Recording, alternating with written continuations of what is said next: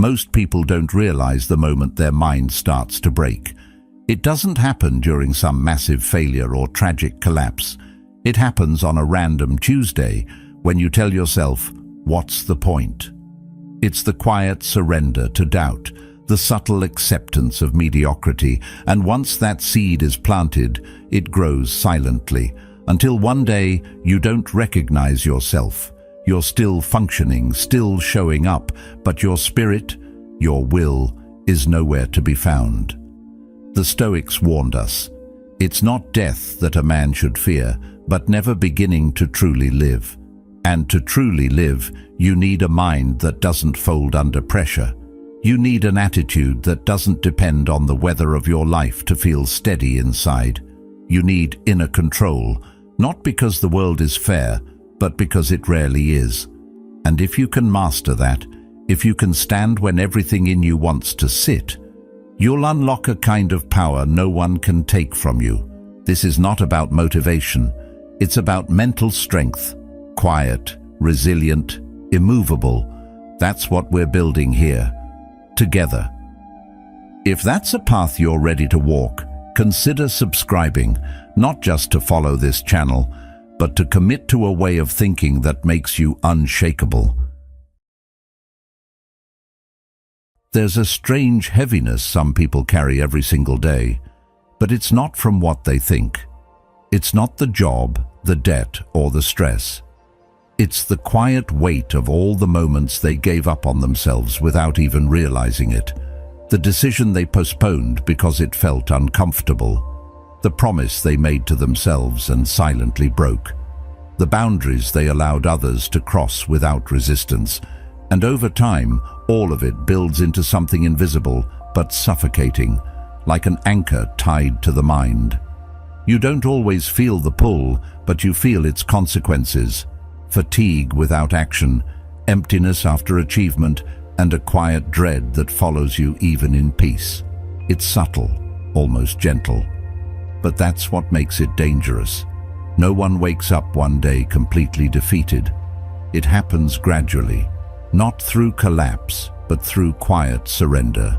And the saddest part is that most people have no idea it's even happening. They keep moving forward, dragging that weight through their days, wondering why joy feels distant and focus feels impossible. The anchor never announces itself. It hides in self-betrayal that felt too small to matter. One skipped workout, one avoided conversation, one moment of silence when you should have stood up for yourself. That's how it starts. Not with a bang, but with permission. Permission to settle. Permission to lie to yourself just a little. The Stoics warned us that habits, once formed, shape our character more than our thoughts. Marcus Aurelius wrote, "You have power over your mind, not outside events. Realize this, and you will find strength." But what happens when you don't exercise that power? When you let outside events slowly write your inner script? You stop choosing your life, and you begin reacting to it. The worst part about this internal erosion is that it's quiet, and anything quiet is easy to rationalize. You tell yourself you're just tired, that it's just a phase, that everyone feels this way sometimes. And maybe they do, but not everyone stays there, because some people eventually wake up. They realize they've been carrying something they never needed to carry, not their past, not their guilt, but their refusal to confront it. That refusal is the real weight, and it becomes so familiar that people stop questioning it. They call it their personality or their limits, when in truth, it's just layers of unaddressed moments stacked one on top of the other. There's a difference between rest and resignation. Rest is what you do when you've worked hard. Resignation is what happens when you've lost belief in your ability to change. And it doesn't come from failure, it comes from avoidance, from putting off the hard truths in favor of temporary comforts. But no comfort is truly comfortable if it costs you clarity. And when your mind is clouded, your life starts to drift. You don't even know where you're going anymore. You're just moving for the sake of movement, hoping something will feel right again. But nothing does, because the thing that needs fixing isn't outside, it's you. Not in the sense that something is wrong with you, but in the sense that something powerful inside you has been neglected. You've handed your attitude over to convenience, to emotion, to habit, and now it's time to take it back. Cutting that invisible anchor doesn't start with a grand gesture. It starts with a quiet decision. A decision to stop betraying yourself in small ways, to stop telling yourself it doesn't matter, because it does. Every time you let your standards drop to avoid discomfort, you're voting against your future. Every time you silence your instinct to speak truth or make a change, you're feeding that anchor, and it grows, until one day you're dragging a version of yourself you don't even recognize. You don't need to fix everything today, but you do need to stop feeding what's breaking you. That means honesty, ruthless honesty, not just with others, but with yourself. Where are you making excuses? Where are you pretending not to care? Where have you convinced yourself that it's too late?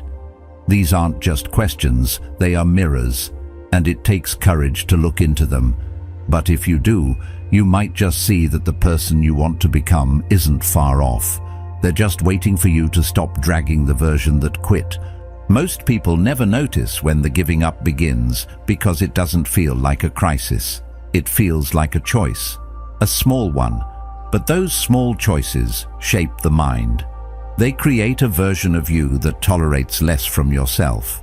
And the more you tolerate, the more you forget what it's like to be powerful. Because power doesn't come from loud achievements. It comes from quiet consistency, from choosing your values even when no one is watching, from showing up when the feeling is gone, from choosing growth over ease, again and again. The anchor that holds most people back is never the world. It's the story they've accepted about themselves. A story written not in trauma or tragedy, but in small silences. Silent guilt, silent regret, silent settling. But silence is not strength, not when it replaces action. The mind is a tool, but left unattended it becomes a trap. And if you don't take control of it, it will take control of you. It will guide you to comfortable decisions, safe choices, shallow thinking, and slowly you'll trade depth for distraction. That's the cost of a weak mental attitude. Not failure, but the slow, painful erosion of meaning. You wake up one day and realize nothing feels real anymore. You go through motions, smile when needed, perform when required, but the light's gone out. That's what happens when you carry the anchor long enough. It doesn't just slow you down, it dulls you. And the scariest part, you get used to it. You get used to living with less than you deserve. Less peace, less clarity, less courage, until the memory of your potential becomes a stranger. But it's never too late to remember who you were before you started dragging that weight. It's never too late to draw a line and say, no more. Because the mind can be trained, the story can be rewritten, the anchor can be cut. But only if you're willing to stop pretending it isn't there. Only if you're willing to stand still, look inward and say, this ends with me. That moment is the first real sign of power. Not when you appear strong, but when you decide to become strong again. Most people are fighting the wrong battles. They spend their energy trying to fix their job, their partner, their bank account, their past. But the true battlefield is not out there. It's not in the chaos around them. It's in the chaos within. And until you recognize that, you'll keep treating symptoms while the sickness grows. You weren't broken by the rejection. You were broken by what you told yourself it meant. It wasn't the loss that crushed you. It was the story that followed. I'm not enough. This always happens to me. Nothing ever works. The world didn't destroy you. Your interpretation did. And that's the enemy that most people never see. the one whispering in their own voice, inside their own mind, pretending to be truth when it's just fear in disguise. The Stoics warned us about this long ago. They knew the real threat was not the pain we face, but the lens through which we see that pain. Epictetus said, "Men are disturbed not by things, but by the views which they take of them." It's your view, your filter, that determines whether a moment becomes your downfall or your transformation. But most people don't know they're looking through a filter. They think their perception is the truth. And that's where they get trapped. Because you can't change what you won't question. You can't fix the lens if you think it's a window. That's why some people collapse under pressure while others rise from it. It's not about strength. It's about how they choose to see. The one who falls sees obstacles as personal attacks. The one who rises sees them as invitations to grow. And the difference is not luck or fate or even talent. It's attitude. That internal posture you take when things don't go your way. That tiny moment when something hurts and you decide, consciously or not, what that hurt will mean. Most people don't choose in that moment. They react, and their reaction becomes a habit. Over time, they stop seeing the world for what it is and start seeing it only through their past pain. That's when life starts to feel like a repeating loop. The same patterns, the same fears, the same results. Not because the world is against you, but because you've become loyal to the version of yourself that was shaped by hurt. You've internalized your wounds as identity, and that's what the enemy within does. It convinces you to carry the voice of your pain into every room you enter. So even when things are good, even when people love you, even when you have a chance to grow, you sabotage it. Not because you want to suffer, but because suffering has become familiar. And in a strange way, familiarity feels safer than change. But the truth is, the enemy within is not unbeatable. In fact, it weakens the moment you recognize it for what it is. A set of automatic interpretations you've been rehearsing for years. And if it was learned, it can be unlearned. If it was built, it can be dismantled.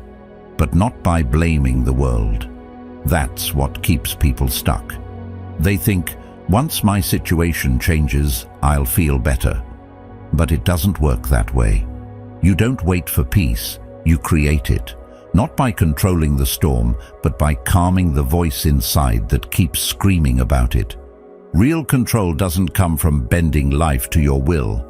It comes from mastering your lens, how you see, how you think, how you respond. Because if your inner world is in disarray, no amount of success will bring you peace. You'll still find a way to feel lost. You'll still doubt yourself in the quiet moments. You'll still carry that restlessness, that edge, that feeling that something is off, even when everything looks fine on the outside. That's the trap of chasing change without fixing perception. You reach your goals, but your mind stays the same. And eventually, it pulls you back to where you started. You don't need the world to be easier. You need your mind to be stronger.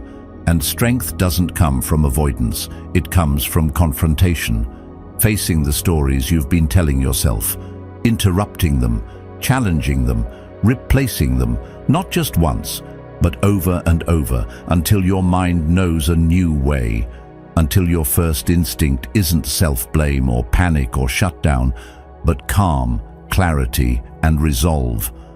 That's when you know the enemy within is no longer in charge, when your reactions no longer rule your reality.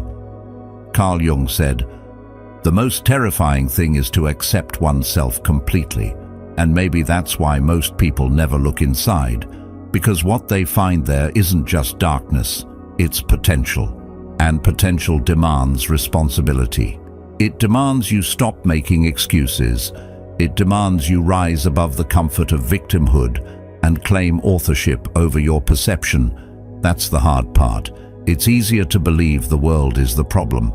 But once you see the pattern, once you realize it's your interpretation shaping your experience, you can never unsee it. You either grow or you pretend. There's no middle.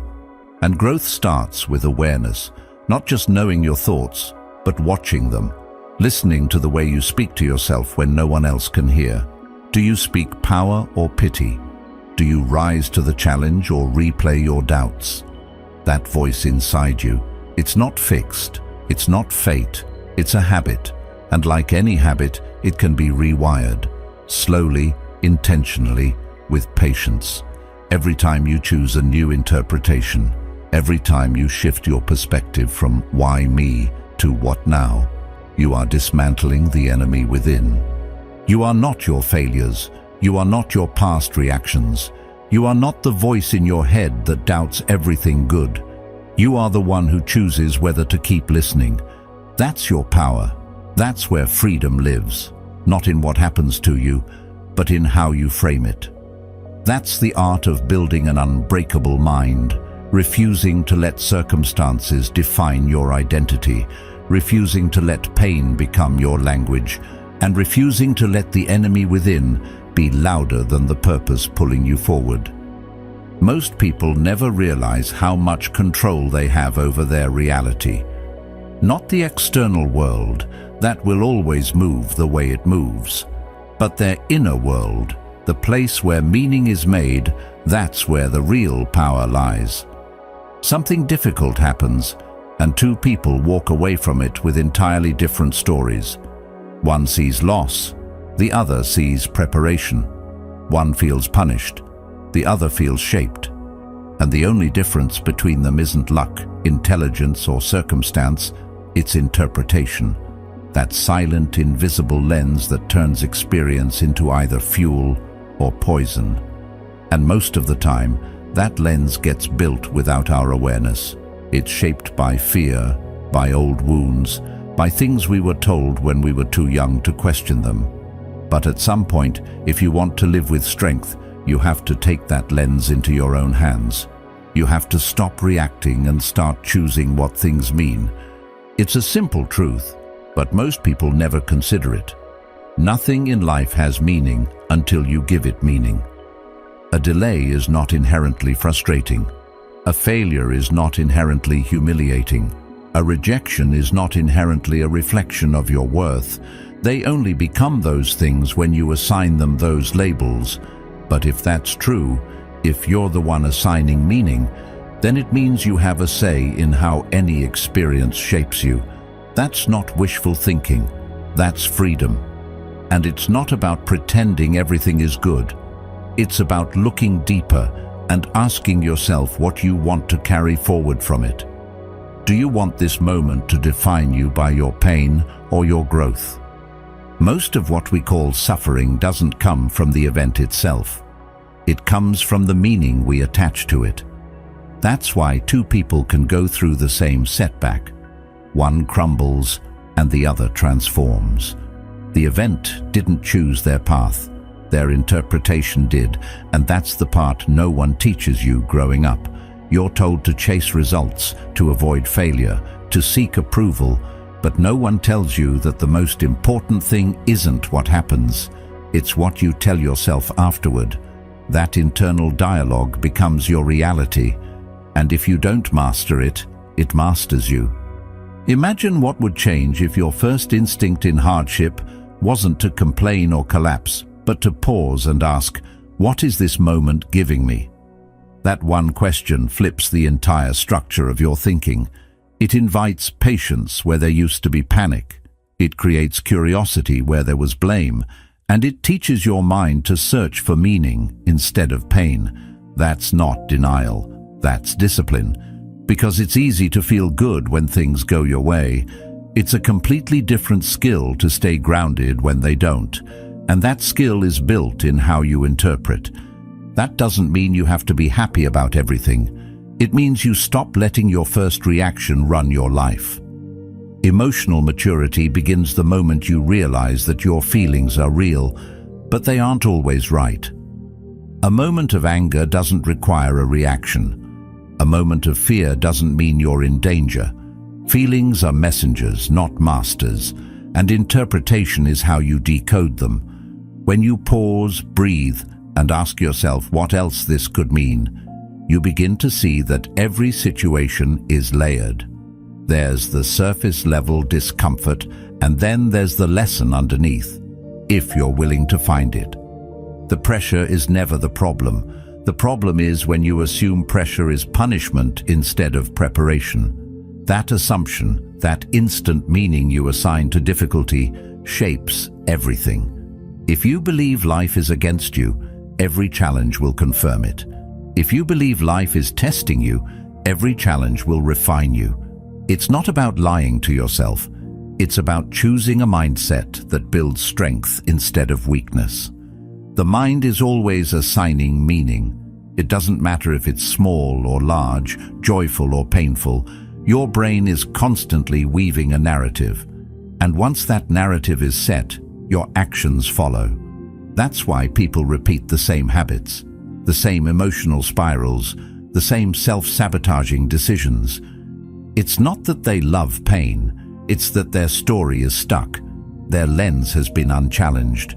But the moment you stop and say, "Is this the only way to see this?" you start loosening that grip. And with each layer you peel back, you gain more freedom. Not to change the event, but to rise above it. That's the hidden key most people never discover. The power of interpretation is the power of transformation. You don't need a new life, you need a new lens. Because the life you're living could already be the breakthrough you're hoping for if you just see it differently. Maybe that delay you hate is actually saving you from a worse outcome. Maybe that closed door is redirecting you toward a better one. But you'll never know if you're always labeling everything as loss. Training the mind to interpret wisely is a daily practice. It doesn't happen by accident. You have to pay attention to your thoughts, especially the quiet ones, the ones you say to yourself when you're alone. If they're filled with blame, guilt, fear, or self-pity, then your lens is dirty. And no matter how good life gets, you'll still feel stuck. But clean the lens, challenge the thoughts, and suddenly the same situation looks different. Not easier, but clearer. And clarity is more powerful than comfort. This doesn't mean you ignore reality.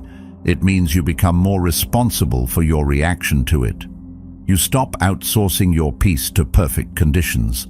You stop believing that external success will fix internal chaos.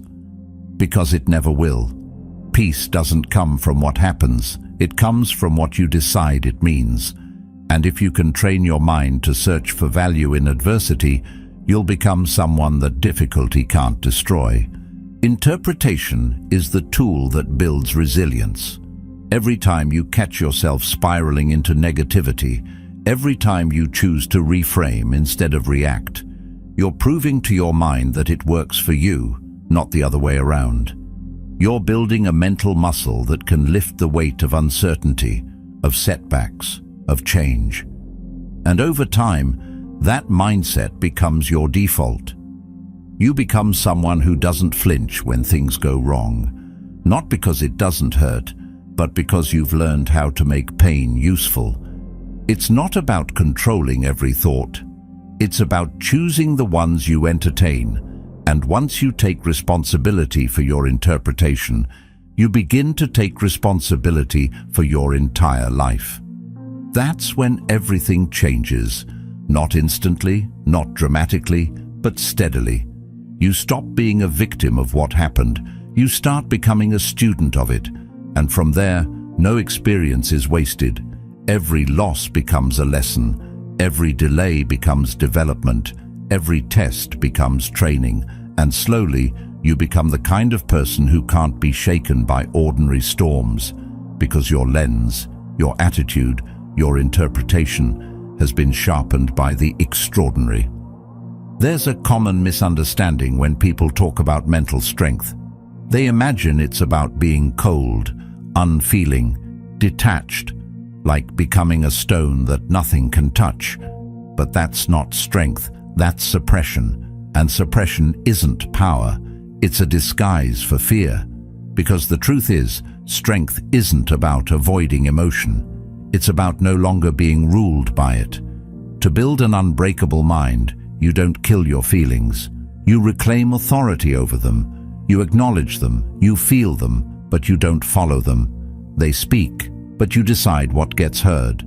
Most people don't realize how much they're being led by emotions until they've already made a decision they regret. They say things in anger, withdraw in sadness, procrastinate under fear, and when the wave passes, they're left wondering why they feel lost. It's not the emotion that broke them, it's the obedience. They thought feeling something meant they had to act on it. But feeling is just information. It's a signal, not a sentence. And the ability to recognize that is where emotional neutrality begins. Neutrality is not indifference, it's stability. It's what happens when you stop reacting to every rise and fall like it's the end of the world. When you stop allowing your day to be hijacked by whatever mood happens to arrive in the morning. An unbreakable mind doesn't fight the weather of emotion. It simply refuses to let it change the course. Like a mountain, present, aware, but unmoved. That's the posture of strength, not because it avoids storms, but because it stands through them without losing its shape. Emotional neutrality is the result of choosing response over reaction. It means noticing what you feel without making it your identity. Saying to yourself, yes, I'm angry. Yes, I'm hurt. But I choose not to let this speak for me. That's not weakness. It's restraint. And restraint is one of the most underrated forms of power, because anyone can explode, anyone can crumble. But to remain centered when everything in you wants to lash out or shut down, that's rare. That's mastery. You don't have to fight your emotions. You only have to stop letting them drive. Picture your emotions like passengers in a car. They can ride with you, but they don't touch the wheel. They don't decide the direction. You acknowledge them, maybe even thank them for showing up, but then you put your hands back on the steering wheel. That's what it means to lead yourself, to feel deeply, but to think clearly. The Stoics knew this. They didn't aim to eliminate feeling. They aimed to elevate reason, to protect their inner calm, no matter the outer chaos. Life will not adjust to your emotions, but you can train your emotions to adjust to life. Not by pretending they don't exist, but by refusing to be dragged by them. You learn to say, this is difficult, but it's not destructive. This is painful, but it doesn't define me. That clarity in the face of emotional noise is how resilience is formed. The more often you practice this, the more natural it becomes. At first, it feels like a battle, like you're holding back a flood with your bare hands. But over time, your nervous system adapts. You begin to recognize the waves before they crash. You catch the thoughts before they spiral. And you no longer fear your own reactions because you've built the space between what you feel and what you do. That space is everything. It's where all power lives. The ability to pause, to observe, to choose. Without that space, you are a slave to every sensation. With it, you are free. The mistake most people make is thinking that emotional control is coldness. But if anything, it allows you to love better, connect deeper, and lead stronger, because you're not clouded. You're not bringing past wounds into present moments. You're not bleeding onto people who didn't cut you. Neutrality gives you the clarity to show up as your full self, not your fearful self. And that changes everything. Your relationships, your decisions, your peace. It's easy to be calm when nothing is testing you. But the real test is staying centered when life isn't cooperating, when the deal falls through, when the person disappoints you, when the plan collapses. That's when neutrality is proven, not in theory, but in practice. You get to decide, will I be pulled by emotion or anchored by principle? The latter is what makes you solid. And the more you choose it, the more your default response becomes calm, even when chaos is loud. There will always be moments that shake you, loss, betrayal, unexpected turns. You're not made of steel, you're human. And humanity is not weakness, it's the condition through which strength is built. You don't rise by ignoring your humanity, you rise by organizing it. You take the fear and point it toward action. You take the grief and let it deepen your empathy. You take the anger and channel it into discipline. That's what neutrality gives you, not a lack of feeling, but the ability to aim your feelings where they do the most good. Carl Jung once said, "Even a happy life cannot be without a measure of darkness." The word happy would lose its meaning if it were not balanced by sadness. That balance is what neutrality respects. You're not chasing only light. You're accepting the full spectrum while choosing not to be thrown off course by any single part of it. That's why you don't crumble when the sadness comes. You don't explode when the anger hits. You let it pass through without poisoning your direction. Eventually, this becomes less about self-control and more about self-trust.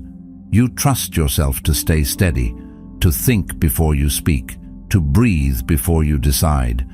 And that trust becomes confidence, not loud, not arrogant, but quiet and unshakable. The kind that doesn't need to prove itself, because it already knows where it stands. So no, an unbreakable mind doesn't mean you feel nothing. It means you feel everything, but you choose what you follow. You lead even when it's uncomfortable, especially when it's uncomfortable. That's what separates strength from noise, depth from impulse, power from performance. And the longer you walk that path, the less you react like a leaf in the wind, and the more you stand like a mountain, still grounded, unmoved, no matter what storms come. Most people live in a constant state of reaction. They wake up already on edge, bracing for the next crisis, the next inconvenience, the next disappointment. Their peace is entirely conditional, tied to how the day unfolds, how others behave, how closely reality matches their expectations. And when those expectations are shattered, as they often are, they spiral. But it's not because life is uniquely difficult. It's because their inner world is too fragile to withstand the weight of outer chaos. The truth is, you cannot control the world. It will shift, bend, collapse and rebuild in ways you never anticipated. But your mind, your perspective, your response, your attitude, that is the only territory you truly own. And most never realize how much power lives there, simply because they've never trained it. To live well, you don't need perfect conditions. You need a prepared mind. Not rigid, not hardened, but steady, like water that adapts, but never loses its depth. That kind of mind doesn't wish the world would be easier. It becomes stronger, more precise, less dependent on comfort, because comfort is a poor teacher. It teaches you to expect softness, to expect predictability. But the world doesn't reward those who expect. It rewards those who adapt. And to adapt, you need structure within. You need a foundation that doesn't crack every time the ground shifts beneath you. You don't need fewer problems. You need better skills. You need a mind that has been through enough inner work that chaos outside no longer feels like a threat, but a reminder. It's time to return to what you've built. Stability isn't about standing still. It's about standing firm. When your values are intact, when your vision is clear, when your self-respect doesn't depend on how others treat you, you move through the world differently. You don't chase validation.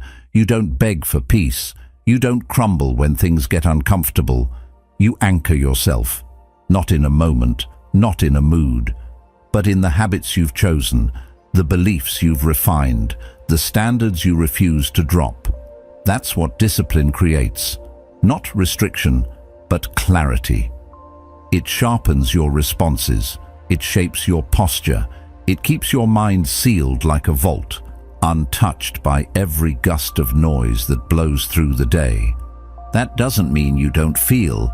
It means you don't get swept. because your center is strong, not because life gave it to you, but because you carved it from the parts of you that used to be weak. That carving is not comfortable. It takes awareness, commitment, and discomfort. But it's the discomfort that reveals where your work is, where you still panic, where you still seek control outside because you haven't claimed it inside. And that's the work most avoid. They would rather manage every possible outcome than learn how to manage themselves. But when you stop fearing the storm, you stop needing to control the sky. You walk into the chaos, not as a victim, but as someone who knows their power doesn't come from prediction, it comes from preparation.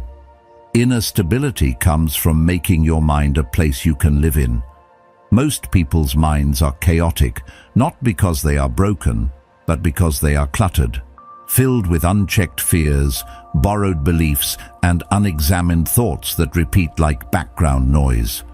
And when outer chaos hits, that noise becomes unbearable. But when you clean the internal space, when you declutter, simplify, clarify, you realize that peace isn't something you chase. It's something you uncover by removing what never belonged. That's why stillness isn't found in isolation. It's found in ownership. Owning what you allow to stay. Owning what you refuse to feed. Owning what you do when no one's watching. And ownership starts with the question, what am I building? A cracked glass or a sealed vault? A cracked glass may look fine when the world is calm, but the moment pressure hits, it leaks, it breaks, it can't contain anything. But a sealed vault, it holds, not because it's invincible, but because it was built intentionally, every layer reinforced, every weakness addressed, every corner secured. That's what discipline does. It's not just about routines. It's about building the capacity to hold your own thoughts, feelings, and decisions with strength. So when life throws you into discomfort, you don't ask for relief. You lean on the structure you've already built, and that structure must be tested. That's how you know it's real. You can read every book, quote every philosopher, build the perfect plan, but if you fall apart every time the day doesn't go your way, then the structure was never strong. It was theoretical, and life will expose that, not to hurt you, but to show you where the cracks still are. And if you're willing to see that not as failure, but as feedback, then you're already ahead of most. Because most people get angry when the world doesn't protect their illusions. They think peace means nothing goes wrong, but peace is when something goes wrong and you stay grounded anyway. Carl Jung once said, "The world will ask you who you are, and if you don't know, the world will tell you." That is why inner stability matters. If you don't define your mind will be defined by noise, by pressure, by everyone else's expectations. And once that happens, you've lost control, not just of your emotions, but of your direction. You begin chasing things you don't want, accepting things you don't deserve, saying yes when you mean no, because you're no longer leading your life, you're managing reactions. But there is another way. You can slow down, observe yourself, build the kind of internal structure that doesn't require the world to behave. You can create rituals that center you, beliefs that guide you, and boundaries that protect your energy.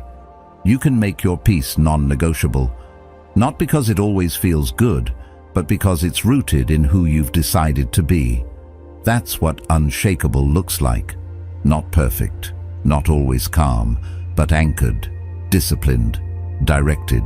And the more you choose this, the less you need from the outside. You stop relying on praise to feel worthy.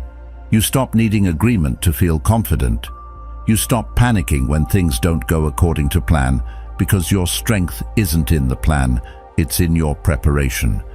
You've already decided how to move through chaos, not with fear, but with clarity, not with control, but with composure.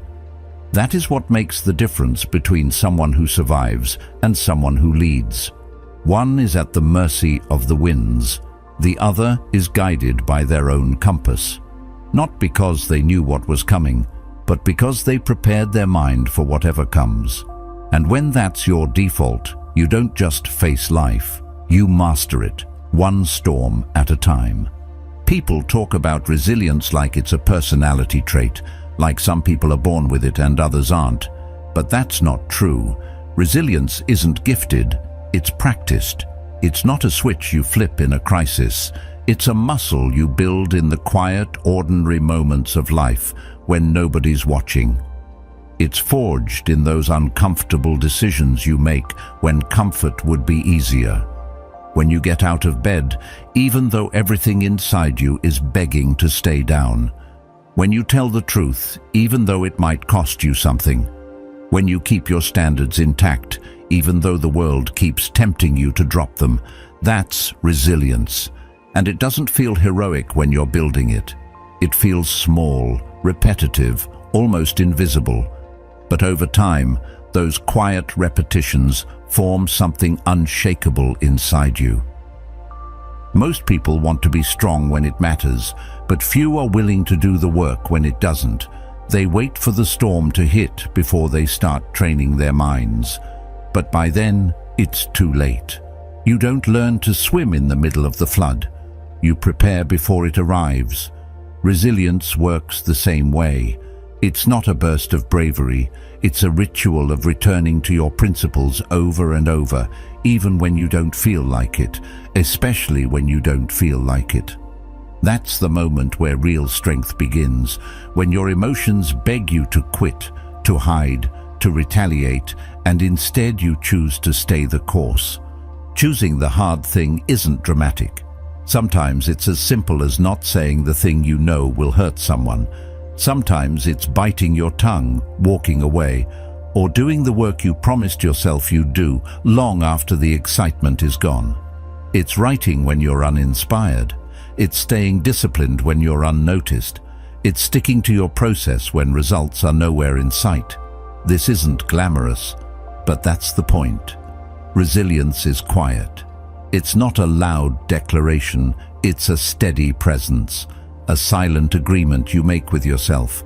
I will not fold. Over time, this repetition forms your character, not because you never fall, but because you always get back up in the same direction. Resilience doesn't make you untouchable, it makes you returnable. You return to your vision, your values, your integrity, again and again. That's what builds momentum, not motivation, not intensity, but ritual. You decide what kind of person you want to be, and then you rehearse it, day in, day out, until it becomes your nature. Not perfect, but dependable. Not flashy, but real.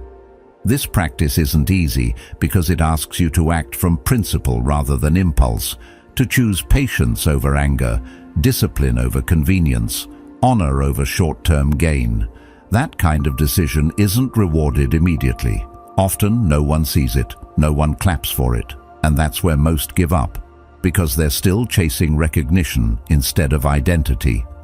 But the Stoics taught us that your character is your fate, and character is not built in emotion, it's built in repetition, in the pattern of your decisions. One day you'll face a moment that tests everything you believe in. You won't see it coming. There won't be time to prepare, and in that moment, you will act on whatever rituals you've been building all along. If you've trained yourself to react out of fear or frustration, that's what will show up. But if you've practiced stillness, clarity, and principle, then even in pressure, you'll hold your ground. That's why the practice matters. It's not about being ready for one big moment. It's about becoming someone who's always ready, because your foundation isn't built on emotion, but on deliberate choice. Aristotle once said, "We are what we repeatedly do." Excellence, then, is not an act, but a habit. The same is true for resilience. It's not something you summon, it's something you live into. And the way you live into it is by creating systems that make your values automatic. You don't wait to feel strong. You structure your life in a way that makes strength more likely. You reduce the friction between your intention and your action. You eliminate distractions. You protect your time. You rehearse what matters. And slowly, you create a rhythm that supports you even when motivation vanishes. This isn't about never breaking down. It's about returning faster. Each time you fall, you return a little quicker, a little clearer, a little stronger. You learn to fail forward, to treat the setback not as proof of weakness, but as part of the ritual. Because failure doesn't disqualify you from the path, it deepens your commitment to it. It reminds you what's real, what matters, what's worth returning to. And that's where grit is born, not in avoiding the fall, but in choosing the rise. You may think it's too late to build this kind of strength, that you've already given up too many times. But resilience doesn't care where you've been. It cares what you do next. The next choice is always yours. The next hour, the next day, the next decision. That's where your power lives. Not in the past, but in the pattern you create now. And every pattern begins with one small, inconvenient, courageous step. That's the truth most overlook. They want transformation, but they ignore the tiny rituals that lead there. So if you want to become unbreakable, stop waiting to feel different. Start doing different. Start showing up when it's hard. Start honoring your word, even when no one is watching. Start living by a code that doesn't flex with your emotions. Let your actions become so consistent that even doubt grows tired of testing you. Let your discipline speak louder than your doubt. Let your small daily choices tell a bigger story about who you are becoming. The ritual of resilience is not grand. It's not heroic in the way movies portray it. It's in the ordinary moments, the unnoticed mornings, the quiet commitments, the decisions no one claps for. But that's where the power is. That's where the edge lives. And over time, those little acts of integrity compound into something extraordinary. Not because you're extraordinary, but because you built something most never take the time to build. A foundation that holds. Resilience isn't a feeling. It's not about feeling strong. It's about showing up even when you don't. It's about becoming someone who no longer needs permission to act from their highest self. Someone who lives the values they speak about. Someone who turns discomfort into ritual, pain into process, fear into fuel. Someone who doesn't rise because they feel ready, but because rising has become their way. There's a moment, usually subtle, when a feeling tries to claim your identity. You wake up tired and think, I must be lazy. You feel uncertain and say, I must be weak. You feel overlooked and believe, I must be worthless. But those aren't truths. They're interpretations of emotion, temporary states pretending to be permanent realities. And if you're not careful, you'll start shaping your entire life around those fleeting moments. You'll make long-term decisions based on short-term discomfort. You'll build your self-concept on feelings that were never meant to stay. But you are not your feelings. You are the space behind them. You are the awareness watching them rise and fall. You are the one choosing what to do with what shows up. The danger isn't in having emotions. It's in confusing them for identity. It's in letting a moment of sadness convince you that you are a sad person, or letting a wave of anxiety dictate that you must be broken. But feelings are just signals, raw data from your body, your environment, your thoughts. They arrive unannounced. They demand attention. And if you're not grounded, they can take over. But that takeover only happens when you forget who's in charge. When you forget that you can pause, step back and say, this is just a feeling. It's not the whole truth. What people rarely understand is that emotions don't need to be fixed. They need to be felt, understood, and then released. You're not supposed to trap them, nor should you let them rule you. Let them speak, but don't let them write the story. Let them pass through. but don't let them rearrange your values while they're visiting. Because when you let feelings dictate who you are, you become inconsistent. One day you're confident, the next you collapse. One disagreement and your identity dissolves. That's not because you lack strength, it's because you've allowed emotion to become your ruler instead of your advisor. Carl Jung once said, "I am not what happened to me, I am what I choose to become." That includes what happens inside you. You are not what your anger tells you. You are not what your fear whispers. You are not what your insecurity suggests. You are the one deciding what to build with it. And if you don't claim that role, if you let your internal weather determine your external behavior, you'll never be stable. You'll constantly shapeshift depending on what shows up emotionally.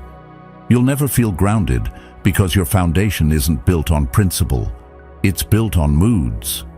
The Stoics referred to this as your ruling faculty, the part of you that can observe, decide, and act with intention, regardless of internal turbulence. It's not about suppressing what you feel.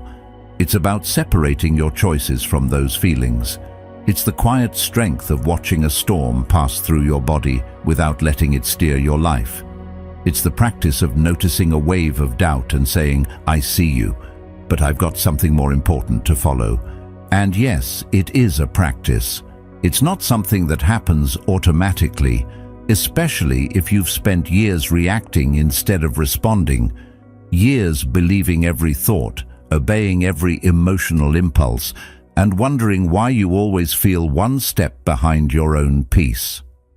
But you can interrupt that cycle.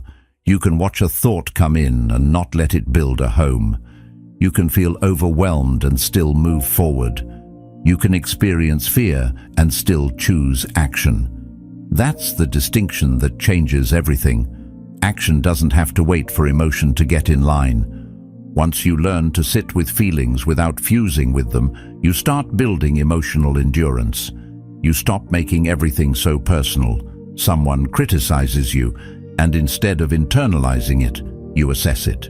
You feel anxious, but instead of shutting down, you keep going. You don't wait to feel ready. You don't chase motivation. You lead yourself. You show up in spite of the noise. And slowly, you start trusting yourself. Not because you always feel good, but because you've proven you can act wisely even when you don't. That's how resilience begins. Not with becoming emotionless, but with becoming emotionally sovereign. You feel the same things everyone else does, but you don't let them become the compass. You don't assign meaning too quickly. You let the moment breathe. You give yourself room to ask, is this feeling telling me the truth, or just echoing an old story I haven't let go of? That pause, just that one breath of space, can stop you from becoming something you were never meant to carry. And with that awareness comes freedom. You're no longer at the mercy of your inner states. You can wake up tired and still be focused. You can feel rejected and still know your worth. You can be uncertain and still move with purpose, because you've separated what you feel from what you choose. And that separation is everything. That's what builds identity. Not the emotions you experience, but the values you return to when those emotions show up. The world will try to tell you who you are based on how you act in your worst moments. But you know better. You know that a bad day doesn't erase a strong foundation, that a single failure doesn't erase your progress, that a wave of anger doesn't undo your character. Because you're not here to be perfect. You're here to be consistent, grounded, aware. And that requires owning your role as the one who chooses, not the one who obeys whatever feeling knocks the loudest. Eventually, you realize that emotional maturity isn't about how often you feel good. It's about what you do when you don't. It's about how you carry your values through discomfort, how you speak with honesty even when your pride is bruised, how you stay silent when your ego wants revenge, how you move with grace when your heart wants to break everything in sight. That's the real work. the invisible strength, the kind no one sees, but everyone feels when they're around you. Because when you master this, people notice. Not because you seem stoic or cold, but because you seem rooted. You're no longer rattled by every storm. You don't explain your every mood. You don't project your pain onto others. You carry yourself with an inner steadiness that can only come from knowing exactly who you are and who you are not. You are not your emotions. You are the one guiding them, and that difference, practiced daily, is what makes your mind unbreakable. Most people are careful about what they eat, what they breathe, and what they wear. They filter their water, read the labels on food, and cover themselves in cold weather. But when it comes to the mind, when it comes to what they allow into their thoughts, they're reckless.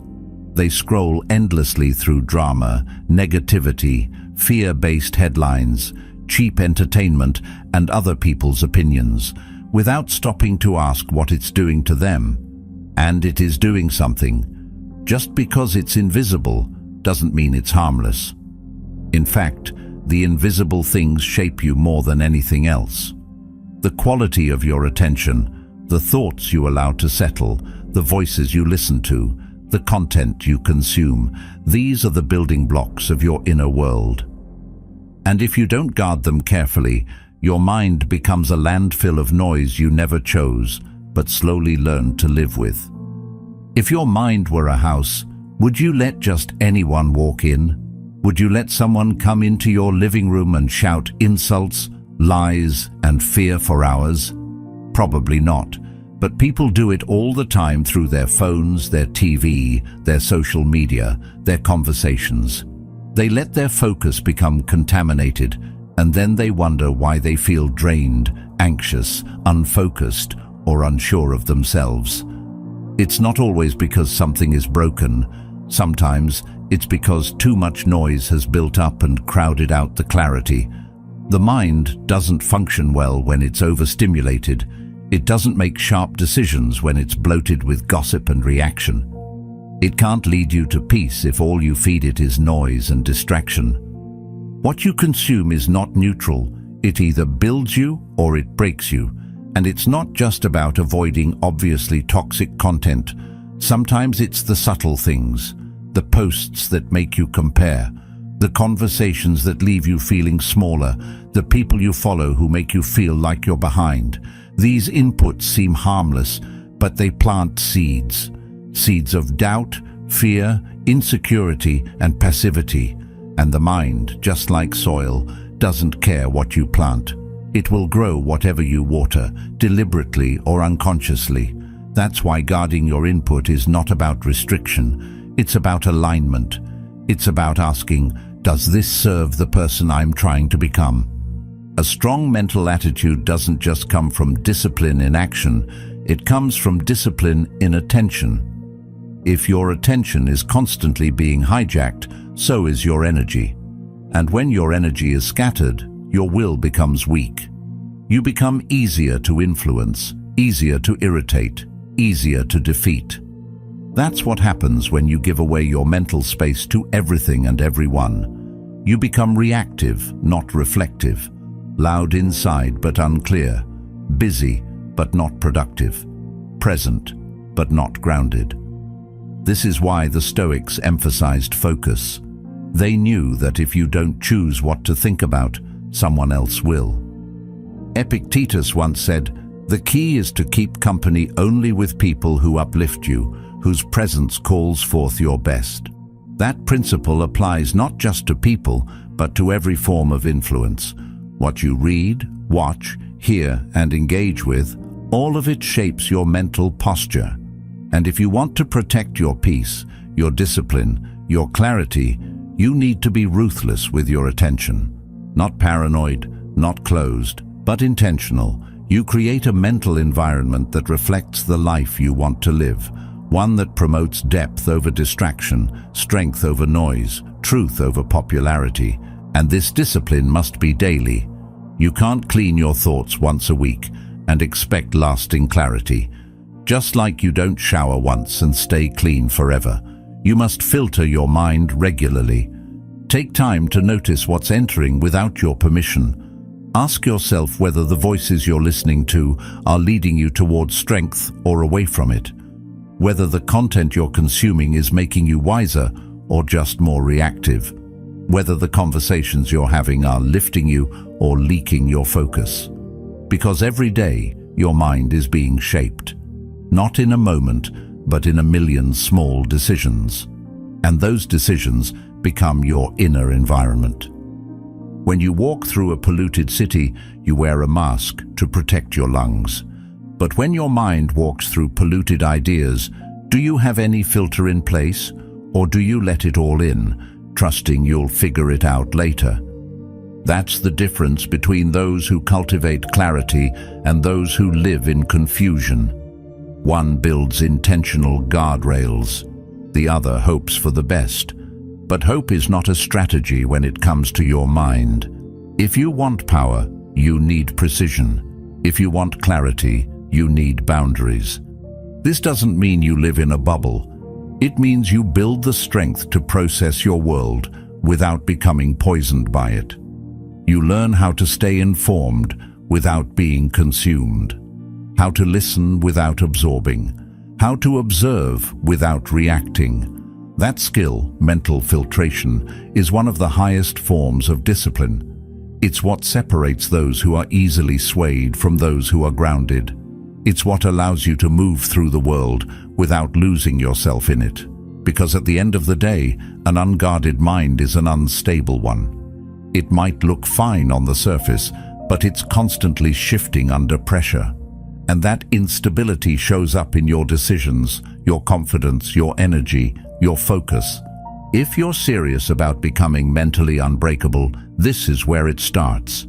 Not with willpower in big moments, but with quiet decisions about what you let in, what you feed yourself when no one is watching, what kind of mental diet you live on. Just like your body changes based on what you eat, your mind changes based on what you consume. And if you want to be sharp, clear, focused, and strong, then you must treat your input like it matters, because it does. It's not about perfection, it's about awareness, about catching yourself before the mind spirals and gently asking, is this helping? Most people never ask that question. They let the scroll continue, let the drama repeat, let the gossip echo, and then wonder why they feel stuck. But stuck is often not a condition. It's a side effect of polluted input. Clean the input and the path often clears on its own. Remove the distractions and suddenly the next step becomes obvious. The mind is not weak, it's just overwhelmed. Remove the noise and what's left is power. So choose carefully, guard wisely, and remember, your mind is the gateway to everything. What enters your mind eventually enters your life. What you allow in shapes what you believe, and what you believe shapes who you become. Make sure the path you're on is one you chose, not one you drifted into. And that begins with one simple practice. Pay attention to what you give your attention to, because that, more than anything, will determine the strength of your mind. Most people wake up and think about how they look. They wash their face, brush their teeth, change their clothes. They move through physical routines with care and intention because appearance matters, cleanliness matters, presentation matters. But rarely do they stop to ask, what condition is my mind in today? The same person who wouldn't leave the house in stained clothes will walk into the world with stained thoughts, clinging to resentment, replaying conversations that happened years ago, obsessing over imaginary fears or doubts that were never even theirs to begin with. And they call that normal. But the truth is, the mind is no less a vessel than the body. It needs cleansing, structure, and discipline, or it rots under its own weight. Thought discipline isn't about controlling every single thing that enters your mind. That's impossible. Thoughts are constant. They rise, fall, and shift in ways we can't always predict. But what you can control is what you allow to stay. That's the difference. You don't have to believe every thought just because it arrived. You don't have to follow every emotion just because it showed up loudly. The disciplined mind knows how to pause. It knows how to observe a thought without merging with it. To hear it, examine it, and decide, does this serve me? Or is this just noise disguised as truth? The problem is, most people never learn to question their thoughts. They assume that what they think must be real, must be accurate, must be who they are.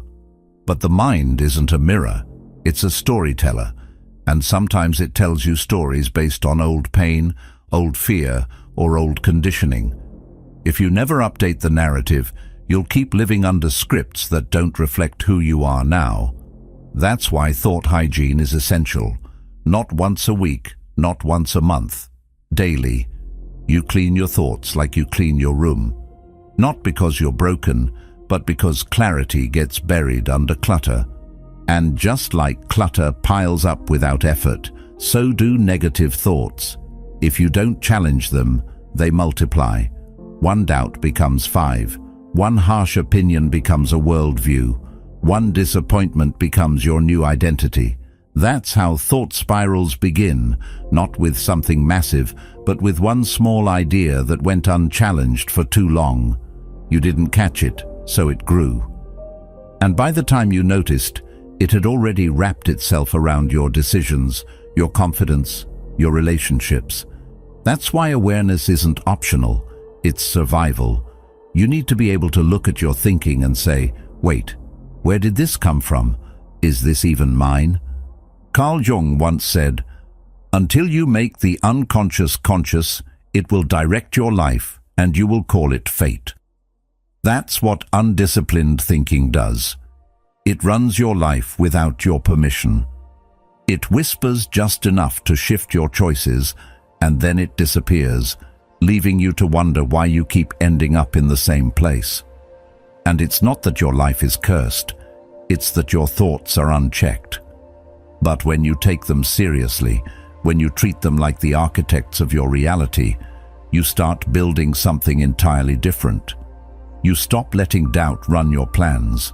You stop letting fear pick your relationships. You stop letting old wounds edit your present voice. But thought discipline isn't just about cleaning out the bad.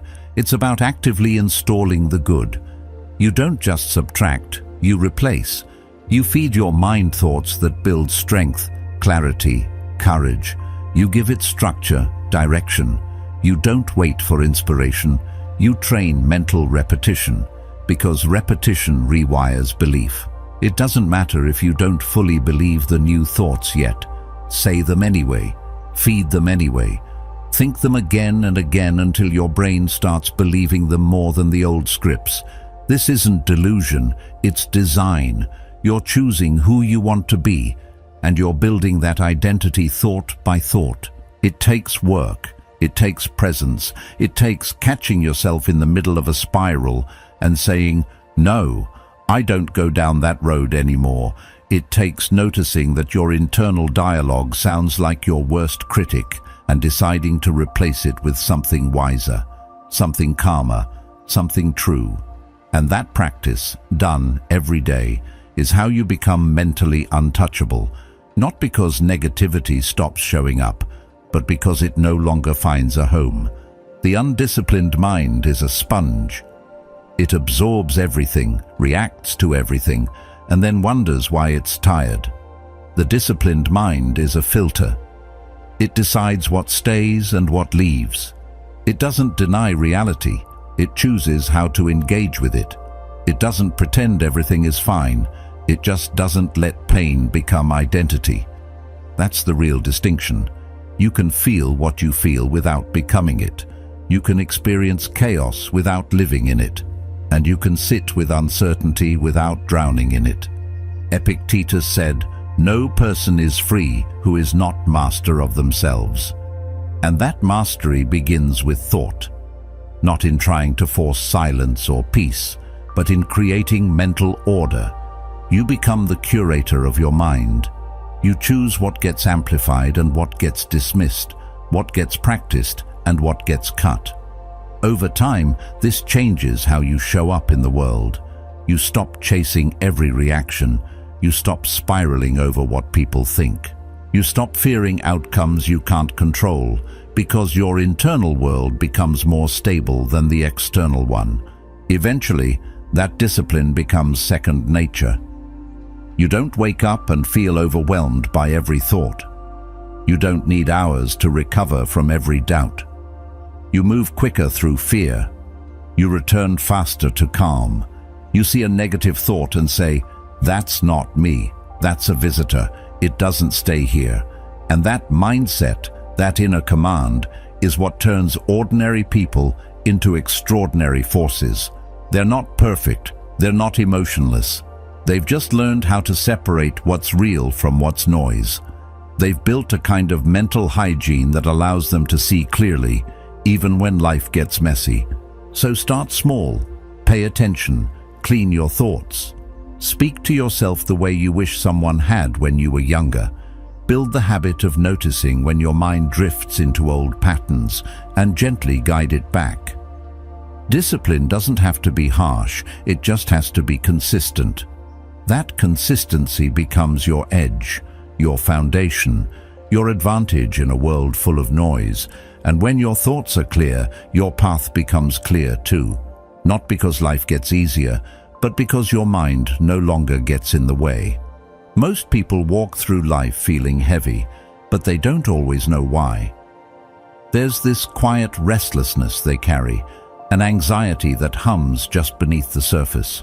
They change jobs, cities, relationships, routines, hoping the unease will fade. But it doesn't. Because the real problem isn't what surrounds them, it's what's missing within them. They haven't anchored their mind to anything real, no direction, no meaning, no core purpose to hold on to when life starts pushing back. And when your mind isn't anchored, it drifts, not in some peaceful, poetic way, but in a slow erosion of certainty. You doubt everything. You second-guess yourself. You depend on people, outcomes, circumstances to tell you who you are. And when they fall apart, which they often do, you fall with them. But a person with purpose? They don't float. They move, deliberately. They know that pain might still come, but it won't shake the foundation. Their setbacks don't erase their identity, because their identity wasn't built on what's temporary. It was built on something deeper, something chosen.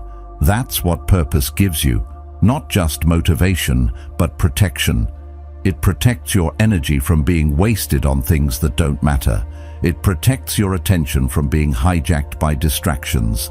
It protects your heart from being handed to people who don't value it. When you know what you're here for, you stop entertaining everything else.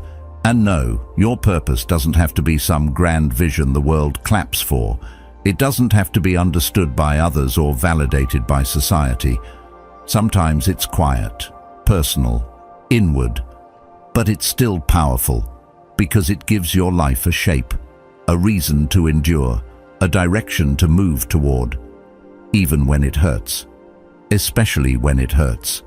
That's when it matters most. Without it, every small disappointment feels massive. Every delay feels like failure. Every loss feels like the end. But when you're rooted in purpose, even devastation feels like preparation. You start asking, what is this moment building in me? Instead of, why is this happening to me? That shift changes everything, because purpose rewrites how you interpret adversity. Suddenly rejection becomes redirection, failure becomes refinement, pain becomes proof that you're on a path that matters.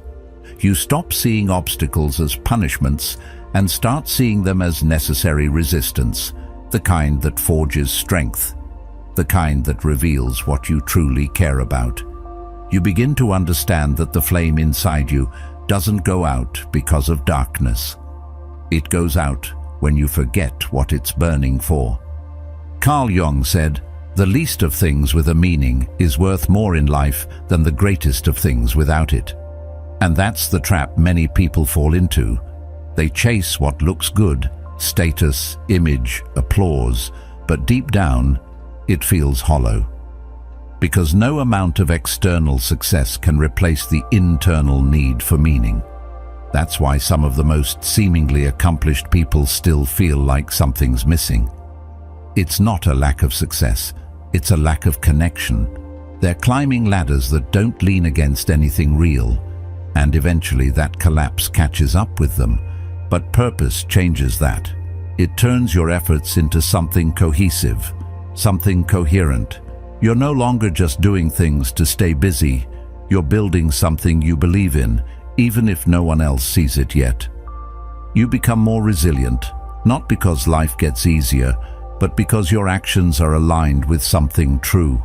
You don't need everything to make sense right away. You trust the process because the path itself is meaningful. That's the kind of mindset that can endure seasons of obscurity, loneliness, even suffering, because it knows it's part of something worthwhile. Without that grounding, the mind becomes fragile. It clings to approval. It panics when things don't go as planned. It collapses under pressure because it was never standing on anything solid. But when you find your why, even the worst days don't destroy you. They deepen you. They refine your direction. They burn away what's unimportant and leave you more focused than ever. Purpose becomes your filter. It decides what you say yes to, what you let go of, what you fight for, and what you walk away from without apology. You stop needing to explain yourself to people who don't see your vision. You stop begging for support from people who were never meant to understand your path. You stop shrinking to fit places you've outgrown, because now you're not just surviving, you're building. You're not just chasing things, you're creating something that matters. Maybe not to everyone, but definitely to you, and that is more than enough. When purpose drives you, your pace changes. You no longer rush into everything. You move with patience, but not passivity. You wait when it makes sense, but you don't stall out in fear. You act when it's time, even if you're uncertain, because the goal is no longer comfort. The goal is alignment, and the more aligned you are, the more peaceful you become. Even in pressure, even in pain, that doesn't mean you won't have moments of doubt. You will. Purpose doesn't eliminate uncertainty. It gives you the strength to face it. It doesn't guarantee clarity at every step. It gives you something to hold on to when clarity is nowhere to be found. It becomes your compass when everything else is fog. And in a world filled with noise, having a personal compass is one of the most powerful things you can own. Eventually, your mind begins to change. It stops asking, "What should I do to feel good right now?" and starts asking, "What should I do that aligns with who I'm becoming?" That shift is everything. It reorders your values. It clarifies your standards. It keeps you from being blown off course by emotions, distractions, or setbacks. You start to feel steady, not because life stops testing you, but because you stop questioning your direction every time it does. So if you're feeling lost, it's not because you're broken. It's probably because you've been drifting too long without anchoring your energy into something deeper. You've let other people's noise drown out your own knowing. You've prioritized comfort over clarity. But you can change that. You can get quiet. You can get honest. You can ask yourself, what actually matters to me? What pain am I willing to endure because it leads somewhere real? What would I keep doing even if no one noticed? The answers to those questions aren't just nice ideas. They're your path. They're the roots that keep you from being blown around by every opinion, every fear, every change in circumstance. Because once your mind is anchored in purpose, it becomes something most people never develop: consistent. And in a world of mental chaos, that kind of consistency becomes your power, not just to succeed, but to endure, to live fully, to think clearly, and to rise again and again, no matter what life throws your way. There's a moment, barely noticeable, that lives between what happens to you and what you do about it. It's not loud, it doesn't last long, but in that space is your entire power. Most people never see it. Something triggers them, and before they even understand what they're feeling, they're reacting. They say the thing they later regret. They shut down, they lash out, they retreat. Not because they're bad people, but because they've never been taught that they have a choice. They confuse reaction with instinct, as if it's automatic, as if the emotion is in control, but that's not how it works. Reaction is not a command, it's a habit. And like all habits, it can be changed. The truth is, you are not a puppet tied to the strings of your emotions. You are a person with a mind, and that mind, when trained, can separate what you feel from what you choose. But the training doesn't start in the big moments. It starts in the subtle ones. The moment someone cuts you off in traffic, the moment your friend says something careless, the moment life doesn't go according to plan. You feel the rise of heat. The heart races. The impulse speaks. But if you can pause, even for just one breath, you begin to take the wheel. That breath is everything. It breaks the loop. It reminds you that not everything that demands your attention deserves your energy. The discipline of controlled reaction isn't about suppressing your feelings. It's about directing them. Anger can become clarity. Fear can become preparation. Frustration can become insight. But only if you slow down long enough to choose how that energy gets used. Otherwise, it uses you. It becomes an automatic loop. Someone offends you, you explode. Life disappoints you, you collapse. Challenge appears, and you either run or freeze. And over time, this loop becomes your personality. Not because that's who you are, but because that's what you've rehearsed. Controlled reaction is a habit of awareness. It's asking yourself, what am I feeling? Instead of blindly acting from that feeling. And that question alone creates space. That space is your leverage. You don't need hours of meditation. You need one clear second of recognition. This is frustration. This is fear. This is pride. And once it's named, it's tamed. Not silenced, but softened. And from that softness, you can respond with intention instead of reaction. You can speak truth without aggression. You can protect your peace without turning cold. You can stand firm without becoming rigid. But that space isn't given. It's trained. You train it by practicing when it's easy, so you can apply it when it's hard. When you feel disrespected, but choose to respond with calm. When you feel panic, but choose stillness. When someone disappoints you and instead of cutting them off, you communicate clearly. These aren't passive actions, they're powerful ones. Because they aren't controlled by the external world, they're shaped by your inner discipline. And that consistency over time becomes peace. You're no longer afraid of being triggered because you've trained your response. You're no longer anxious about uncertainty because you trust yourself to adapt. You stop feeling guilty for everything you say because your words are chosen, not thrown. And you stop regretting the way you handled things because you didn't hand control over to the emotion of the moment. This doesn't mean you're passive. It doesn't mean you let people walk over you. It means your strength is guided, not scattered.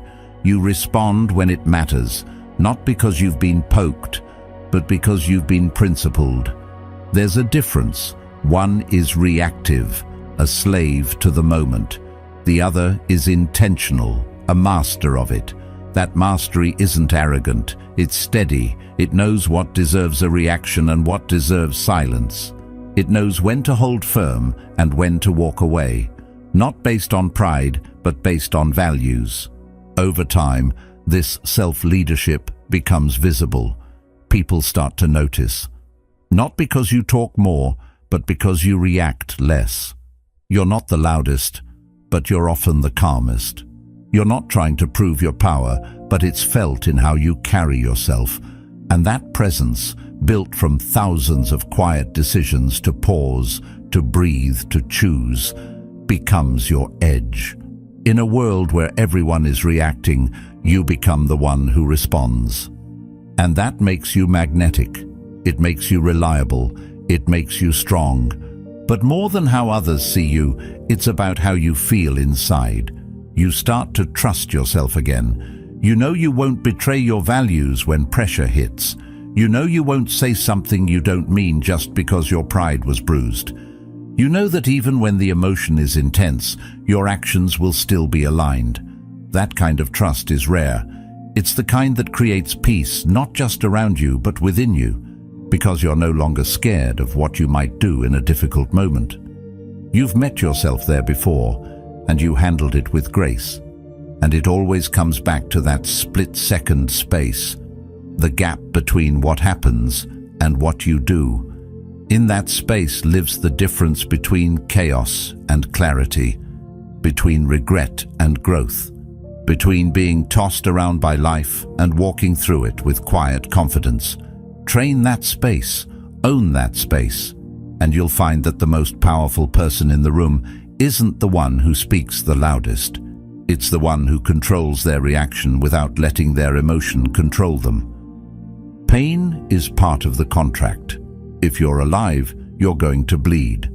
Physically, emotionally, mentally, there's no life without friction. And yet, pain alone isn't what breaks people. What breaks them is the meaning they give to it, the interpretation, the inner narrative that says, "This shouldn't be happening to me." That one thought turns challenge into suffering, but pain on its own is just information, a signal, a teacher. And when you begin to reframe it, not as punishment but as process, you stop fighting it and start learning from it. There's a massive difference between experiencing pain and becoming a victim to it. The moment you ask, "Why me?" you've already surrendered to powerlessness. You've stepped out of the driver's seat and handed control over to chaos. But the moment you ask, "What is this teaching me?" you step back into agency. You become the student, not the casualty. That's where growth starts. Not when life is easy, but when you decide to turn difficulty into direction. You can't always choose the pain, but you can always choose the posture. That's the core of an unbreakable mind. It doesn't seek a painless path. It builds a mindset strong enough to walk the painful one without falling apart. It doesn't expect life to cooperate. It trains itself to respond with clarity, no matter what life throws. And that begins with reframing. Not denying the pain, not sugarcoating it, but transforming its purpose. Instead of asking for ease, it asks for understanding. Instead of escaping discomfort, it studies it. Because on the other side of pain, there's always information. Pain sharpens awareness. It reveals weaknesses. It exposes illusions. And if you pay attention, it reshapes you. Sometimes quietly, sometimes violently, but always thoroughly. Carl Jung once said, "There is no coming to consciousness without pain." He wasn't being dramatic. He was being accurate. Growth is disruptive. It doesn't happen in comfort.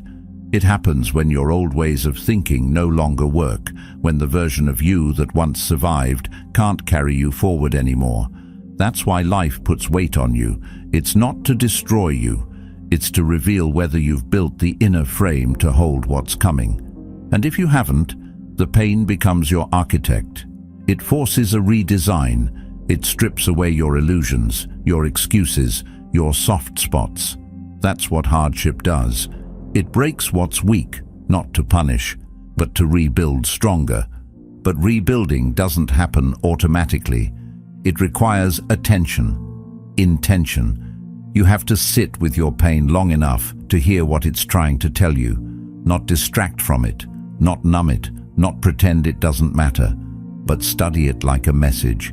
Because every painful moment carries a lesson wrapped in discomfort. And if you ignore the discomfort, you miss the lesson.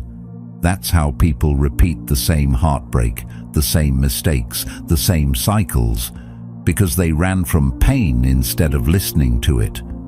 But when you listen, really listen, pain becomes a map.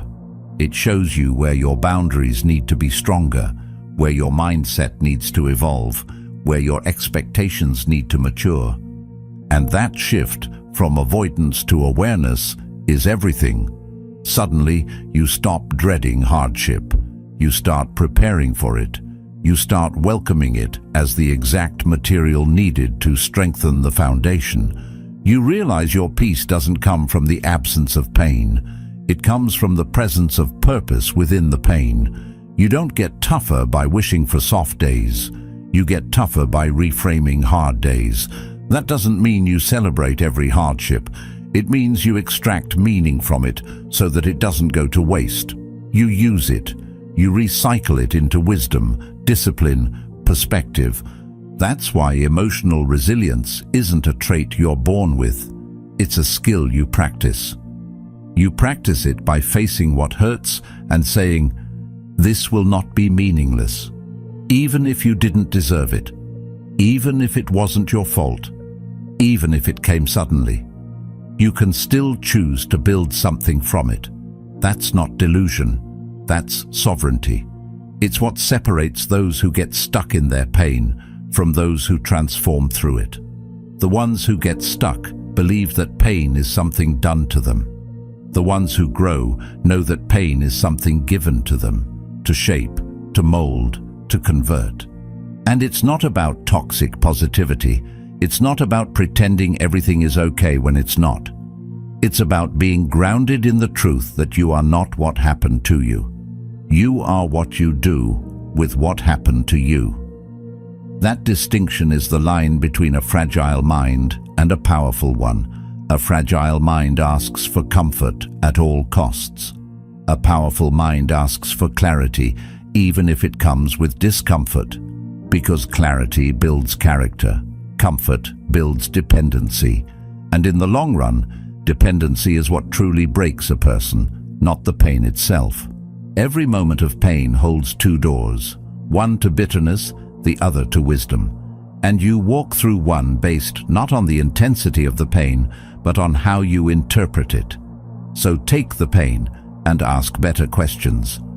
Not, "How do I get rid of this?" but, "What is this here to build in me?" That question alone changes your emotional posture. It replaces victimhood with curiosity. And from curiosity, you regain control, not over the pain itself, but over the story you tell around it. You begin to see setbacks as chapters, not conclusions. You stop defining your identity by what went wrong. You start seeing failure not as proof that you're broken, but as proof that you're evolving. Because no one evolves in still water. The mind is like a muscle. It's forged in friction, in tension, in resistance, and pain, when understood, is simply life adding weight to the bar. It doesn't care if you're ready. It cares if you'll rise. So don't waste your pain. Use it to illuminate the path. Use it to reinforce your foundation. Use it to remind yourself that peace is not the absence of difficulty. It's the presence of direction inside it. When you train yourself to think this way, pain doesn't control you. It educates you. It no longer derails your momentum. It deepens your mission. And little by little, you become the kind of person who doesn't crumble at the first sign of discomfort. You become the one who turns every storm into a study and every scar into a story of strength. You can talk about who you want to be. You can write it in a journal. You can even post about it. But none of it matters unless your actions align with your words. Identity isn't built in thought alone. It's built in behavior. Small, consistent behaviors repeated when things are hard, not when they're easy. The truth is, you don't become resilient by thinking resilient thoughts. You become resilient by doing resilient things, especially when you don't feel like it. That's the part most people miss. They wait to feel motivated before they act. They wait to feel confident before they speak. But if you only act when it feels good, you're not building identity, You're building dependence. That's why pressure matters. That's where the real version of you is revealed. Not when things are calm, not when everything's lined up, but when you're tired, distracted, hurt, and you still show up. You still focus. You still follow through. You still stand tall. That is how identity forms. It doesn't come from a single defining moment. It comes from 1,000 unseen choices, repeated in silence when no one's watching. That's why repetition under pressure is the real sculptor of self. Because it takes what you say and tests whether it holds when the storm hits. It's easy to say, "I'm disciplined." But are you still disciplined when it's raining outside and your alarm goes off at 5 a.m.? It's easy to say, "I'm focused." But what do you do when your phone buzzes, your mind wanders, and there's no one there to keep you on track but you? Most people believe identity is discovered, like it's hidden somewhere deep inside waiting to be unlocked. But it's not. Identity is constructed.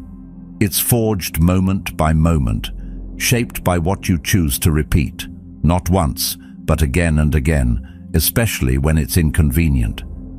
That's why the little things matter so much. It's not just about grand gestures or major life changes. It's about micro decisions. Do you finish what you start? Do you stick to your word? Do you do what you said you would, even when no one would notice if you didn't? That's where integrity lives. That's where character is shaped. And over time, those small acts of follow-through become the foundation of who you are, not just in your own mind, but in the eyes of others. Carl Jung once said, "You are what you do, not what you say you'll do." That distinction is sharp but essential because your actions don't lie. They reflect your priorities, your discipline, your inner architecture. If you say you value growth but avoid anything uncomfortable, your actions will eventually expose the truth. If you say you want peace but you constantly chase chaos, your behavior will always tell the real story. That's why you have to align your actions with your intentions, and not just when it's easy. And here's the beautiful part. The more you act in alignment, the more stable your identity becomes. Doubt fades. Confusion clears. You no longer need to convince yourself who you are. You just know, because you've lived it. You've proven it. You've walked through fire and stayed the course. That kind of certainty can't be bought, borrowed, or faked. It's earned, one difficult choice at a time, and it makes you unshakable, not because life stops testing you, but because you've trained yourself to pass the test every single day. It's important to understand that resilience isn't a fixed trait. It's not something you either have or don't. It's a skill, and like any skill, it's built through repetition. That's why you don't need to be born tough. You become tough by doing the hard thing again and again until it becomes part of you. Not something you reach for in emergencies, but something you carry quietly in everything you do. You walk differently when you know you've earned your strength. But that strength has to be maintained. It's not a one-time effort.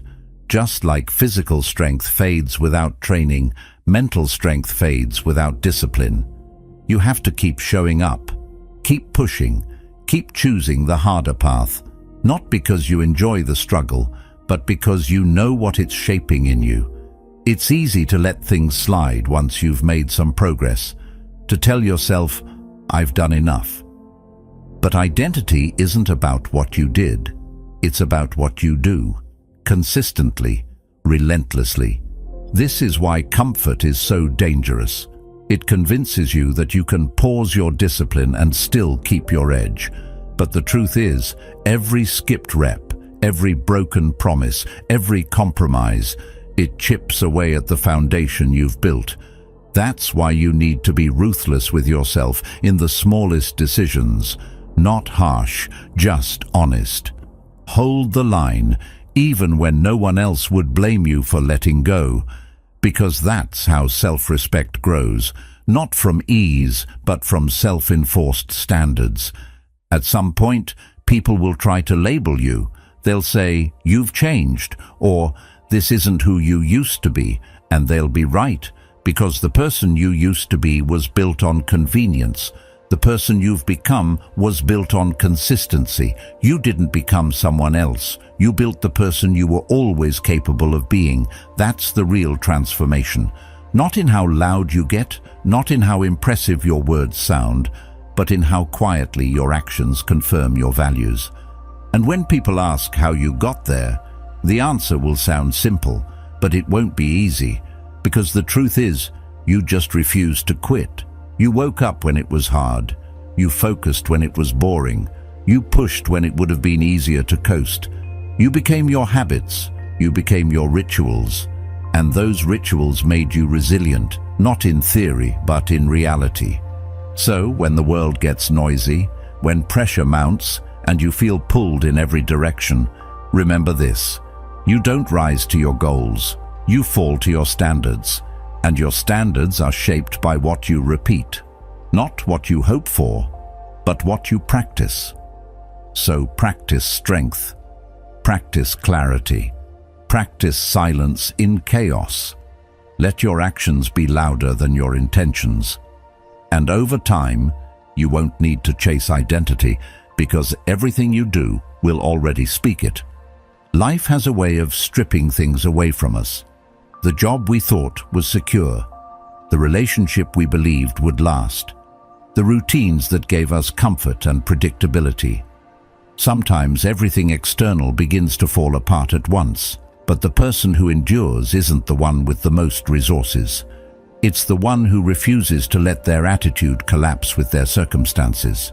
Because attitude, more than any possession, more than any plan, is the real armor. It doesn't protect you from pain, but it shields your inner world from becoming corrupted by it. When you lose something that mattered deeply, the temptation is to spiral inward, to let bitterness take root, to let resentment grow wild. But that's where attitude becomes critical. It's not about pretending everything is okay. It's about standing tall in the storm and saying, "This may have shaken me, but it won't shape me." It's choosing your posture when everything else is uncertain. And that choice is everything. Because while we may not control what happens around us, we always have a say in how we meet it. An attitude rooted in purpose doesn't just help you recover, it helps you rebuild stronger. It becomes a compass when you're lost, and a shield when you're exposed. The right attitude won't stop heartbreak or failure, but it ensures those experiences don't redefine you. They refine you. And this is where the true transformation happens. Not when life hands you a smooth path, but when you keep your mind upright while walking through chaos. The person who holds their attitude while everything else is shaking becomes impossible to defeat. It's important to understand that attitude isn't just a reaction, it's a trained response. It's cultivated through repeated inner choices. Every time you hold your integrity when shortcuts tempt you, every time you speak the truth when it would have been easier to lie, every time you stay calm while others rage, these moments are not small. They are the slow forging of your inner sword. You may not see it right away, but it's there, growing sharper, stronger, more resilient with each test. Seneca once wrote, "A gem cannot be polished without friction, nor a man perfected without trials." That friction you feel, the pressure, the discomfort, the unexpected loss, it isn't meaningless. It's shaping you. The way you carry yourself through it matters more than what's lost, because it's your attitude that tells the world what you're made of, and more importantly, it tells you who you are, not just in theory, but in practice. People often confuse optimism with attitude, but optimism is fragile. It relies on conditions. It's easy to be hopeful when things are going well. True attitude, on the other hand, is forged in adversity. It's not based on expectation. It's rooted in principle. And principle doesn't waver when the environment changes. That's why your attitude becomes your armor. It's not flashy. It doesn't need applause. It just is. Consistent, quiet, powerful. You'll notice the most grounded people don't panic when things go wrong. Not because they enjoy suffering, but because they've built something inside that the world can't touch. That's the strength you develop when your attitude becomes your core. It's not surface-level motivation, it's deep internal anchoring. So even if your plans fall apart, your principles remain. Even if people leave, your dignity stays. Even if the outcome is uncertain, your direction is unwavering. And the truth is, people will try to challenge it. Some will misunderstand your silence as weakness. Others will mistake your composure for coldness. But attitude doesn't seek validation. It doesn't shout. It doesn't argue. It simply persists. When you lead with it, you begin to attract experiences and people that reflect that same strength. And you also begin to lose the things that were never meant to stay. The distractions, the noise, the shallow attachments that collapse under pressure. Your attitude becomes the invisible line you draw. It tells life, you can take things from me, but you can't take me from me. That's the core of self-respect. It's not about being untouchable, it's about being unshakable, and that's not something you're born with. It's something you build through choice, through repetition, through showing up on hard days and refusing to let pain redefine your purpose. Over time, you'll notice something interesting. The external storms won't feel so threatening, not because life gets easier, but because you get sturdier. You stop bracing for impact and instead start walking with intention. You stop flinching at setbacks and instead start learning from them. You stop fighting for control and instead take control of the one thing that truly matters, your own mind. There's a quiet kind of power in someone who keeps their head when others lose theirs. A calmness that feels like command. That's what attitude does. It gives you presence. Not the kind you force, but the kind you carry. You don't have to speak loudly. You don't have to convince anyone. Your energy does the speaking. Your silence becomes a language. And that language says, I've been through the fire, and I didn't come out burned, I came out sharpened. So if you've lost something lately, a relationship, a job, a plan, don't obsess over the loss. Ask instead, did I keep my attitude? Because if you did, you've lost nothing permanent.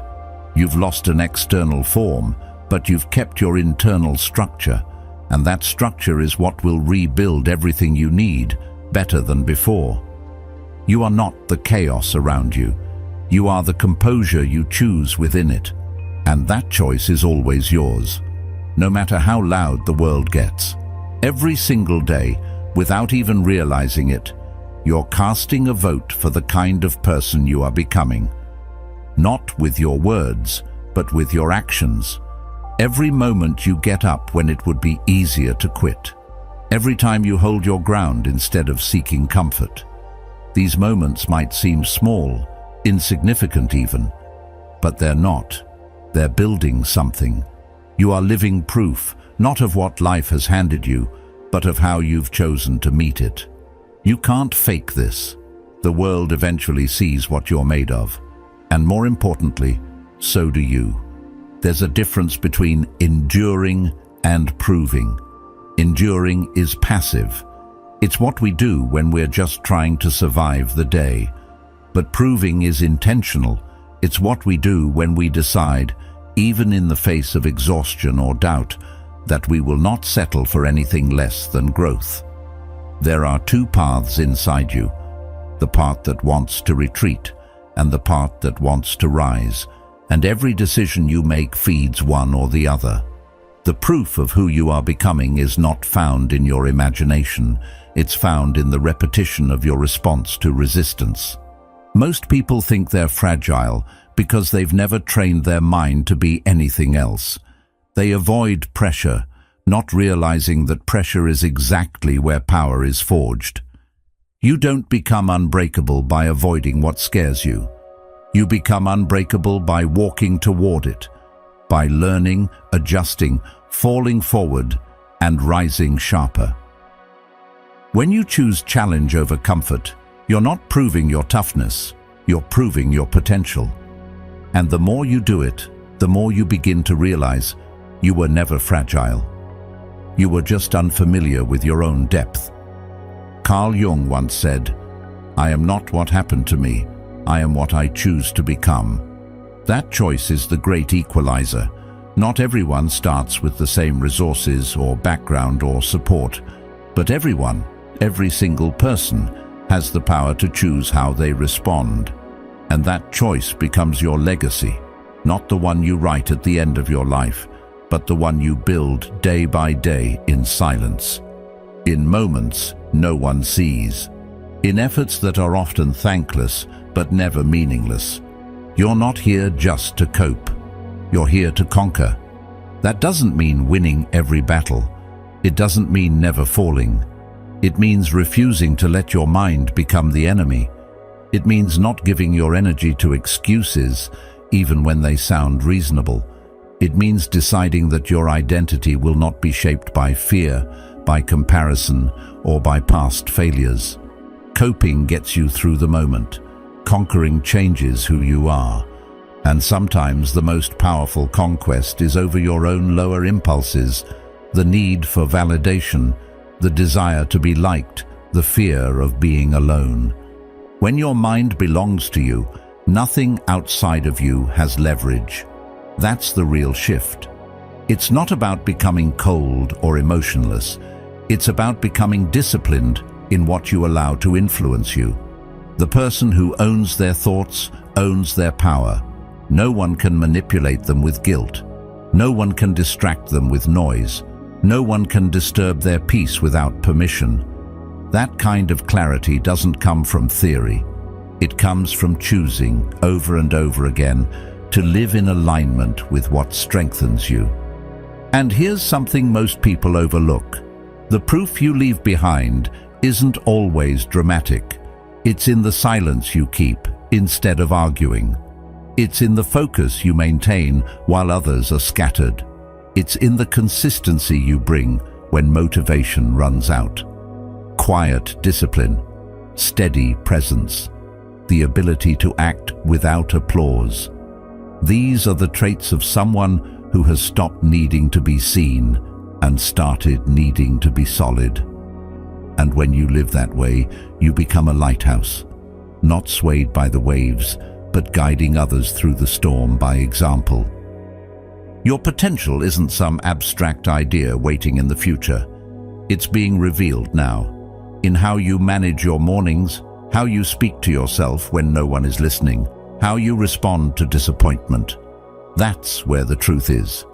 And that truth is always a reflection of what you're training. If you train your mind to collapse in difficulty, you'll keep repeating the cycle.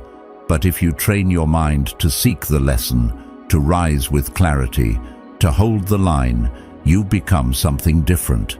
You become someone unshakable. This world doesn't reward the loudest voice. It rewards the most aligned, the one who knows who they are and doesn't need a reaction to validate it. You don't have to declare your strength. Live it. Let your consistency do the talking. Let your presence speak volumes.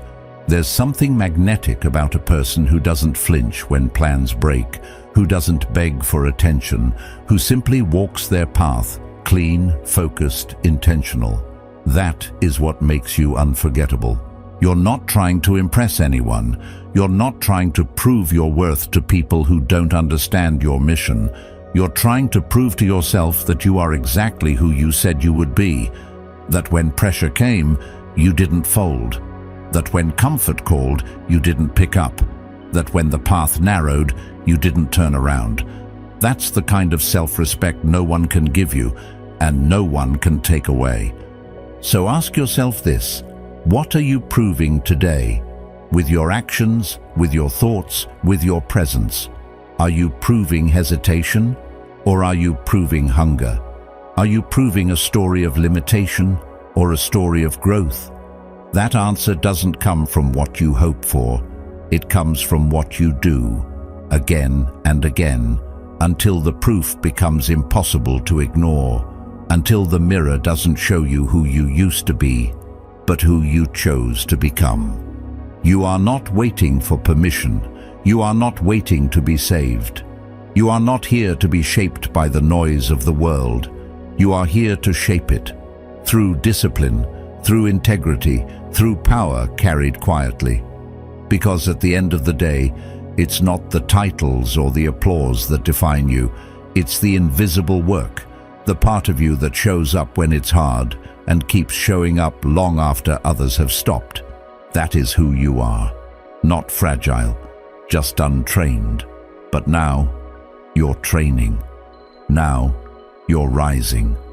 Now, you're becoming the living proof that nothing and no one can touch a mind that finally belongs to itself. No one can take what you've earned in silence. No one can break what you've built through discipline. And the moment you decide to own your mind, fully, fearlessly, the world shifts. Thank you for walking this path with us. If this message spoke to you, watch the next video on the screen. Your journey is far from over. And as always, thank you for being a part of Stoic Journal.